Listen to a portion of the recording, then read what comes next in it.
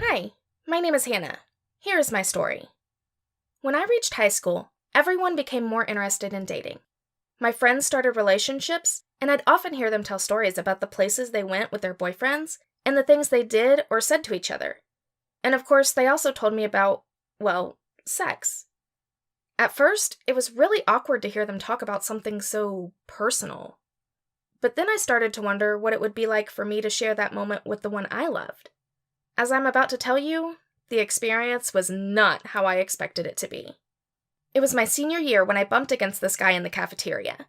He was in one of my elective classes and had just transferred to our school at the start of the semester. He appeared out of nowhere. Before I knew it, I dropped my tray and my lunch was on the floor. I grumbled as I tried to pick up my tray, and our hands touched as he bent down to help me. When I looked up, our eyes met, and I never really noticed how hot he was. I got to know Hunter pretty well on Snap, and then he started to drive me home every day. We began spending most weekends together, hanging out with friends. One day, Hunter asked if I wanted to sneak over with him to his family's vacation house over the Christmas break. Then, he whispered to me that we would have the whole house to ourselves. I immediately understood what he meant. My heart was beating like a drum, but I managed to nod slowly.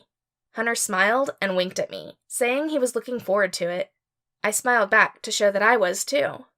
Both our parents didn't give us much privacy when we hung out together at each other's house, so I was excited. I told my parents that I was sleeping over at a friend's house for the weekend.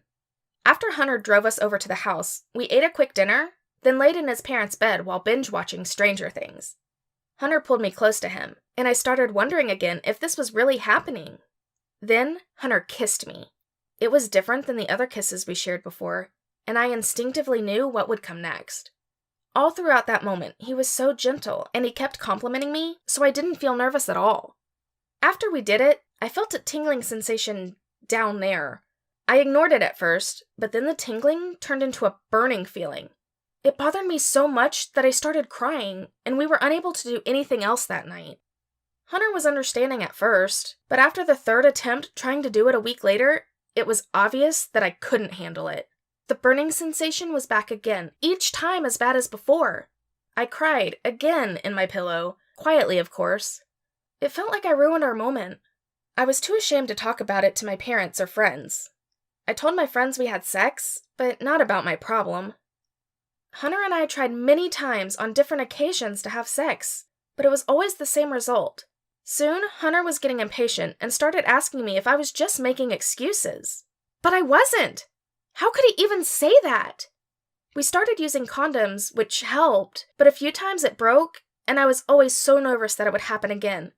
I started getting nervous even thinking about it, and avoided close contact with him. Sex started to come between us, and we eventually broke up. I got so anxious every time I was around him, I just shut down and we drifted apart. I was devastated about losing Hunter, and finally decided to ask Zoe, my older cousin, for her help. She was always like a cool older sister to me, and I knew I could trust her. I broke down and told her everything. She convinced me that telling my parents was the only way I could get any answers about my problem. Eventually, I told my mother, and she was understanding. Rather than being angry, she was glad I told her so she could help me. Together, we went to a doctor to have me checked. The doctor told me that I could have a sperm allergy. A sperm allergy? I had no idea that was a thing.